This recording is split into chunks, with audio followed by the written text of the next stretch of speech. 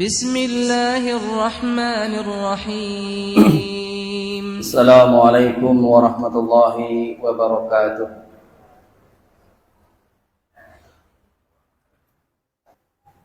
الحمد لله حمدا كثيرا طيبا مباركا فيه مباركا عليه كما يحب ربنا ويرضى. أشهد أن لا إله إلا الله وحده لا شريك له وأشهد أن محمدا عبده ورسوله صلى الله عليه وسلم.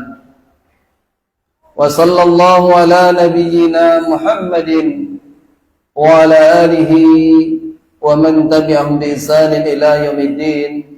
أما بعد. Jamaah Jumat rahimani wa rahimakumullah. Tidak lama lagi kita akan masuk bulan Dzulhijjah, di mana bulan Dzulhijjah menyimpan deretan kisah yang mengharu birukan. Demikian pula kita saksikan berbagai belahan dunia mereka mengagungkan bulan Dzulhijjah ini. Oleh karena itu, marilah kita syukuri di mana kita masih diberikan umur panjang oleh Allah Subhanahu wa taala hingga insyaallah taala sampai pada bulan Dzulhijjah tersebut. Jamaah Jumat rahiman wa rahimakumullah, di mana di dalamnya ada kisah-kisah yang dahulu yang Allah abadikan di dalam Al-Quran, yaitu kisah Nabi Ibrahim alaihissalam dan juga Nabi Ismail alaihissalam.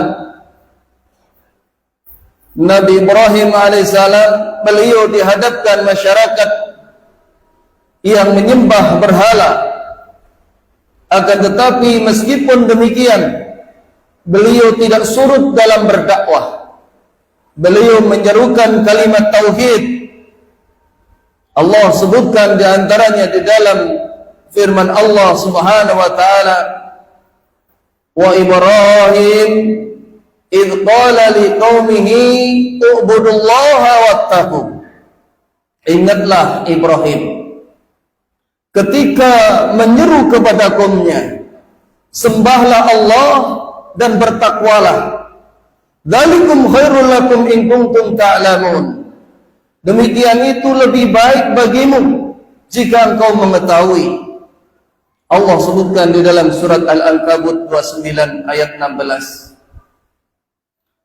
Begitu pula bagaimana Nabi Ibrahim berusaha untuk memahamkan kaumnya agar menggunakan akal-akal mereka, sehingga beliau alaihissalam berkata yang Allah nukil di dalam surat Asy-Syu'ara, hal yasma'unakum ittada'un, apakah yang engkau sembah, yang engkau seru, yang kalian senantiasa tikap di dalamnya itu mendengar apabila kalian berdoa kepadanya?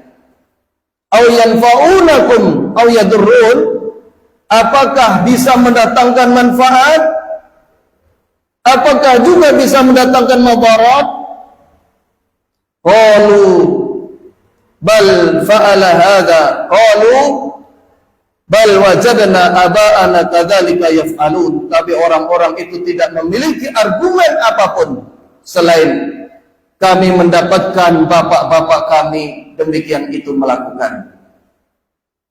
Jamaah Jumat rahimana wa rahimakumullah, inilah yang masih dilakukan saudara-saudara kita kaum muslimin, di antaranya di mana mereka melakukan penyembahan-penyembahan kepada selain Allah, membawa sesaji-sesaji kepada tempat-tempat yang dikeramatkan, kepada gunung, kemudian dilempar di dalam kawahnya, kepada lautan yang dilarung di lautan tersebut.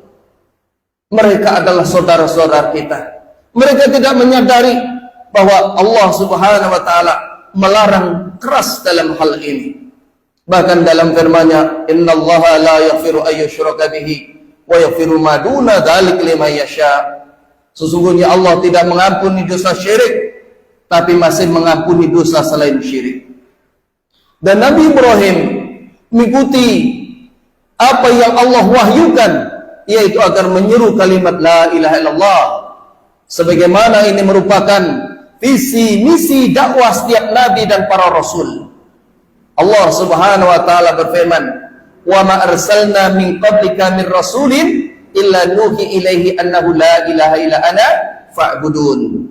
Tidaklah kami mengutus seorang pun sebelummu wahai Rasul, kecuali kami wahyukan kepadanya bahwasanya tidak ada sesembahan yang hak kecuali aku, maka sembahlah oleh kalian akan aku, yaitu Allah Subhanahu wa taala. Ini disebutkan di dalam surat Al-Anbiya, surat yang ke-21 ayat 25. Begitu pula Nabi Ibrahim alaihissalam, beliau menyeru kepada orang tuanya, qala ya abati lima ta'buduna ma la yasma'u wa la yubshiru wa la yughni anka syai'a. Wahai ayahku, kenapa engkau menyembah kepada apa yang tidak dapat melihat, tidak dapat mendengar, tidak dapat mencukupimu sedikit pun?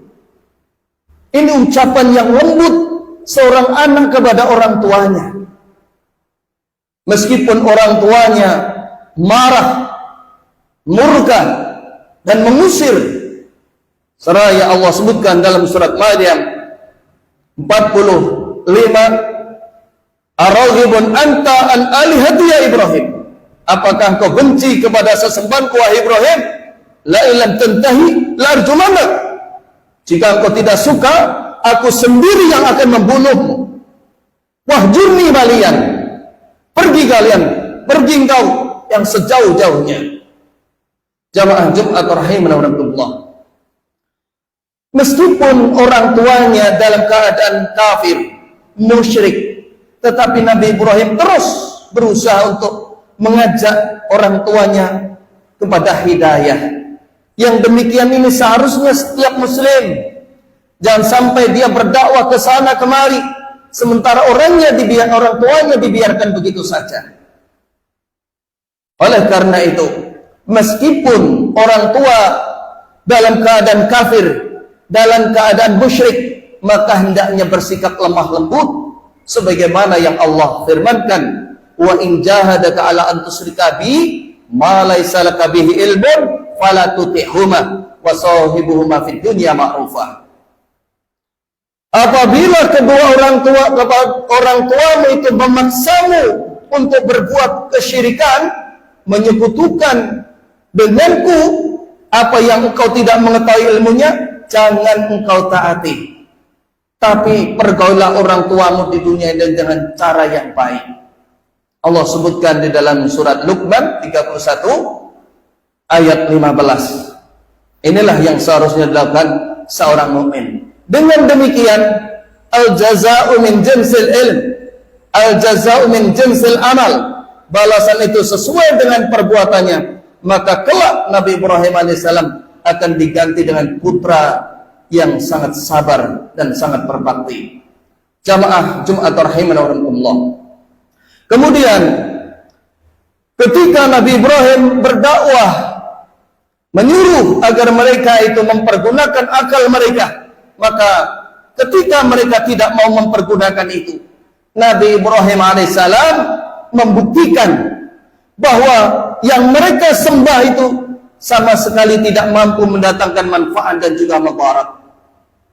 Oleh karena itu Allah Subhanahu wa taala sebutkan di dalam surat Al-Anbiya 57 sampai 70, di mana Allah Subhanahu wa taala berfirman mengungkapkan apa yang dilakukan Ibrahim, "Wa tallahi la akidanna asnamakum ba'da an tuwallu mudbirin." Demi Allah, akan aku porak-porandakan berhala-berhala ini setelah mereka meninggalkan.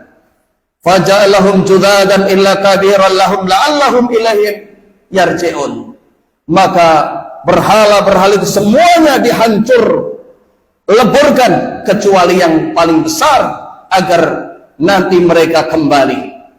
Qalu, mereka kemudian berkata, "Man fa'ala hadza bi alihatina innahu laminadh dhalimin." siapa yang telah menghancurkan berhala-berhala kita ini, sungguh dia orang yang zalim. Qalu sami'na fatan yadhkuruhum yuqalu lahu Ibrahim. Maka orang-orang pun menjawab, ada seorang pemuda yang biasa disebut Ibrahim. Qalu fatubihi ala ayyunin nas la'allahum yashhadun. Kalau demikian, bawa dia kemari agar disaksikan orang-orang. Qalu a anta bi alihatina ya Ibrahim? Apakah engkau yang menghancurkan berhala-berhala sembahan-sembahan kita wahai Ibrahim? Qala bal fa'aluhum kabiruhum hadha fas'aluhum in kanu yantiqun.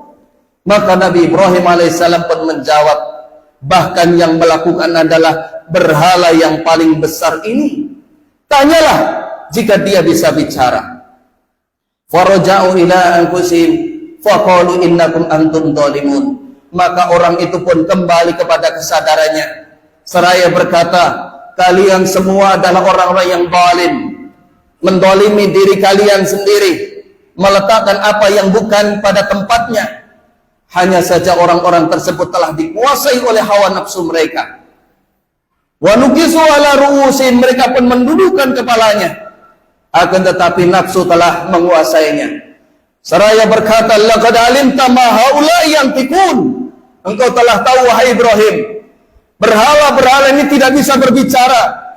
Inilah kalimat yang ditunggu Nabi Ibrahim alaihissalam. Kemudian Nabi Ibrahim pun membalikkan ucapan mereka, afa ta'buduna min dunillahi ma la yanfa'ukum syai'an wa la yadurrukum. Jika engkau sudah mengetahui itu tidak bisa berbicara, tidak bisa mendatangkan manfaat, tidak bisa mendatangkan mudarat, apakah engkau akan menyembah kepada apa yang tidak bisa mendatangkan manfaat sedikit pun kepada kalian dan juga tidak bisa mendatangkan mudarat? Ufil lakum wa lima ta'buduna min dunillah. Berhentilah, cukuplah kalian melakukan kedustaan terhadap Allah, terhadap apa yang kalian sembah. Orang-orang itu pun semakin marah. Harriku wansuru alihatakum in kuntum fa'ilin. Maka bakarlah Ibrahim dan tolonglah Tuhan-Tuhan kalian jika kalian ingin berbuat. Maka orang-orang itu pun mengumpulkan kayu hingga bertumpuk-tumpuk seperti gunung, sehingga mereka kesulitan untuk melemparkan Ibrahim, dan mereka pun akhirnya melemparkan dengan manjani. Maka ketika mereka melempar di atas udara tersebut, malaikat Jibril pun mendatanginya. Wahai Ibrahim, apakah engkau menghendaki pertolonganku? Maka Nabi Ibrahim alaihissalam menjawab, adapun kepadamu tidak, tapi kepada Allah iya. Ya, inilah yang perlu kita ikuti, di mana Ibrahim alaihissalam bertawakal kepada Allah subhanahu wa ta'ala. Hasbunallahu wa ni'mal wakil. Sehingga Allah subhanahu wa ta'ala berfirman, qul ya nar kuni bardan wa salaman ala Ibrahim. Wahai api, jadilah dingin sebagai keselamatan bagi Ibrahim. Sehingga disebutkan pada waktu itu semua api yang ada di dunia ini dingin, sebabkan Allah subhanahu wa ta'ala mengendaki hal itu. Inilah Nabi Ibrahim alaihissalam. Ketika mereka membayangkan Nabi Ibrahim alaihissalam telah menjadi abu, ternyata Allah selamatkan, masih utuh dalam keadaan selamat. Dan akhirnya pun Nabi Ibrahim alaihissalam lama tidak mendapatkan momongan. Nabi Ibrahim alaihissalam berdoa kepada Allah, Rabbi habli minas solihin. Ya Allah, berilah kepada kami seorang anak yang saleh. Disebutkan dalam Qasasul Anbiya, beliau mendapatkan anak setelah umur 86 tahun. 86 tahun, bayangkan. Demikian lama, tapi Nabi Ibrahim seorang yang sabar. Maka ketika mendapatkan anak, Nabi Ibrahim alaihissalam diperintahkan untuk hijrah, menempatkan anaknya di padang pasir sesuai petunjuk Allah subhanahu wa ta'ala. Hajar dan Ismail yang waktu itu masih merah, masih bayi, maka ditempatkan di situ kemudian ditinggal. Maka Hajar pun mengikuti Ibrahim. Apakah engkau tega meninggalkan aku dan anakmu di padang pasir yang tidak ada orang ataupun siapapun? Maka Nabi Ibrahim tidak menghiraukan, tetap berjalan. Kemudian dikejar lagi oleh Hajar. Apakah kau akan tinggalkan aku di tempat seperti ini? Ibrahim tidak menghiraukan. Sampai 3 kali kemudian Hajar pun berkata, apakah ini perintah Allah? Maka Nabi Ibrahim alaihissalam pun menjawab, ya, ini perintah Allah. Maka seketika itu Hajar pun menjadi yakin kepada Allah, jika ini perintah Allah, Allah tidak akan menyia-nyiakan kami. Sehingga sedikit demi sedikit bekal itu pun dimakan, diminum, dan akhirnya habis. Ismail yang masih bayi merah mulai menggeliat kelaparan, kehausan, sehingga ibunya Hajar tidak tega melihat anaknya. Yang dilihat pun Bukit Sofa. Dia berlari ke sana, namun tidak dia dapatkan sesuatu apapun. Yang dia lihat lagi adalah Bukit Marwa. Dia lari ke sana, saking hati tersebut bingung, maka dia pun lari antara Sofa Marwa sampai 7 kali. Jamaah Jumat rahimakumullah. Tapi yakin bahwa pertolongan Allah pasti datang. Sehingga akhirnya pun Allah tolong dengan dialirkannya sumber Zam-Zam. Bukan hanya berhenti di sini. Setelah Ismail beranjak, mulai bisa bekerja sebagaimana ayahnya. Falamma balagha ma'ahu sa'ya, qala ya bunayya inni ara fil manami anni adbahuka fanzur madza tara.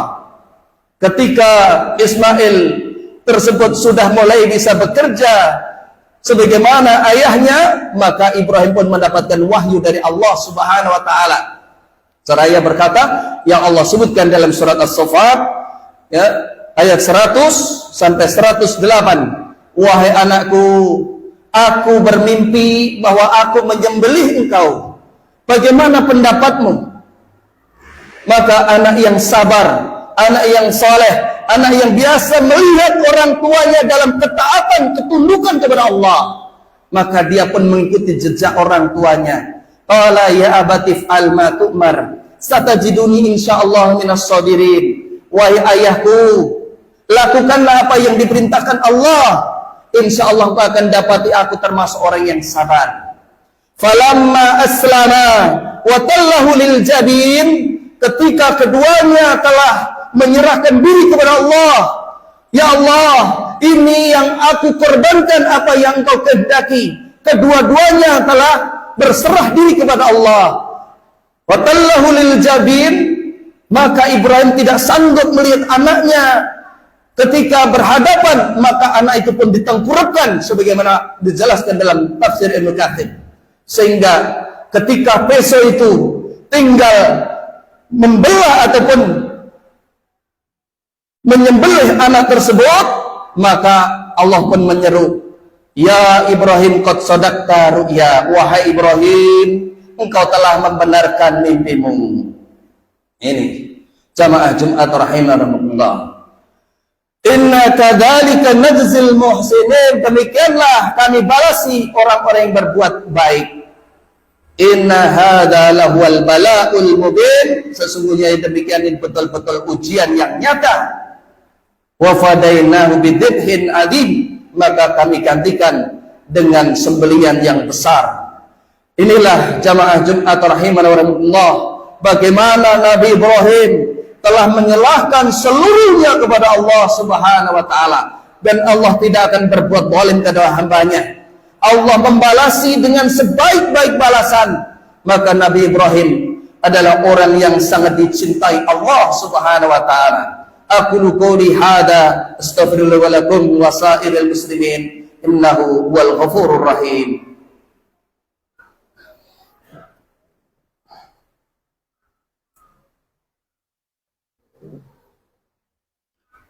Innal hamdalillah nahmaduhu wa nasta'inu wa nastaghfiruh wa na'udzu billahi min shururi anfusina wa min sayyiati a'malina. Man yahdihillahu fala mudilla lahu wa man yudlil fala hadiya lahu. Wa asyhadu an la ilaha illallah wahdahu la syarika lahu wa asyhadu anna Muhammadan abduhu wa rasuluhu sallallahu alaihi wasallam tatsliman katsira, amma ba'd. Jamaah Jumat rahimana wa rahimakumullah, ini sekarang di hadapan kita, kesempatan ada di hadapan kita. Apakah kita hendak membuktikan kecintaan kita kepada Allah Subhanahu wa taala ataukah tidak? di mana ketika kita diberi kelapangan, maka janganlah kita menyia-nyiakan. Oleh karena itu Rasulullah sallallahu alaihi wasallam bersabda, "Man kana lahu sa'atun falam yudahi wa la yaqrabanna musallana." Barang siapa diberi kelonggaran, dia tidak mau berkorban, janganlah mendekat tempat sholat kami, kata Rasulullah sallallahu alaihi wasallam. Jamaah Jumat rahimanallah, hendaknya ingat, ibadah korban bukanlah ibadah yang dilakukan seumur hidup, sebagaimana dijelaskan oleh para ulama, termasuk Syekh bin Baz rahimahullah, bahwasanya Rasulullah sallallahu alaihi wasallam tinggal selama 10 tahun di kota Madinah. Beliau setiap tahun berkorban. Bahkan terakhir kali beliau haji dan memberikan hadyunya sejumlah 100 ekor unta. 100 ekor unta yang beliau lakukan. Jamaah Jumat rahimani wa rahmatullah. Janganlah tinggalkan ibadah kurban, karena itu bentuk kecintaan kita. Bagaimana kita meninggikan kalimat Allah, syiar-syiar Allah subhanahu wa ta'ala. Apabila kita tidak mampu untuk yang besar, maka setidaknya kita mencukupi apa yang disyaratkan oleh syariat ini. Karena Rasulullah telah memberikan keringanan. Jika kita tidak mampu untuk mendatangkan muslimah, maka kita bisa mendatangkan jad'ah. Jamaah Jumat rahimana wa rahmatullah. Begitu pula mencukupi satu korban untuk satu keluarga, baik yang masih hidup ataupun yang sudah mati. Di antara kesalahan masyarakat kita, mereka membagi korban tersebut. Ini untuk ayahnya, tahun belakang untuk ibunya, tahun belakangnya untuk anaknya, tahun belakangnya untuk mbahnya yang sudah meninggal. Padahal hal demikian ini meskipun dibolehkan, akan tetapi yang dilakukan pada zaman Rasulullah dan para sahabat, mereka melakukan hada anni wa ahli. Ini untukku ya Allah, ini dariku ya Allah, dan juga keluargaku. Ini sudah mencukupi. Jamaah Jumat rahimahullah. Inilah yang bisa saya sampaikan. Mudah-mudahan bisa memberikan semangat kita untuk menegakkan li'i'lali kalimatillah. Allahumma salli ala Muhammad wa ala ali Muhammad kama shallaita ala Ibrahim wa ala ali Ibrahim wa barik ala Muhammad wa ala ali Muhammad kama barakta ala Ibrahim wa ala ali Ibrahim fil alamin innaka Hamidum Majid. Allahumma fir lil mu'minina wal mu'minat wal muslimina wal muslimat al ahya'i minhum wal amwat innaka sami'un qaribun mujibud da'wat. Rabbana fir lana wa li ikhwanina alladhina sabaquna fil iman wa la taj'al fi qulubina ghillal ladzina amanu rabbana innaka ra'ufur rahim. Subhana rabbika rabbil izzati amma yasifun wa salamun alal mursalin walhamdulillahi rabbil alamin.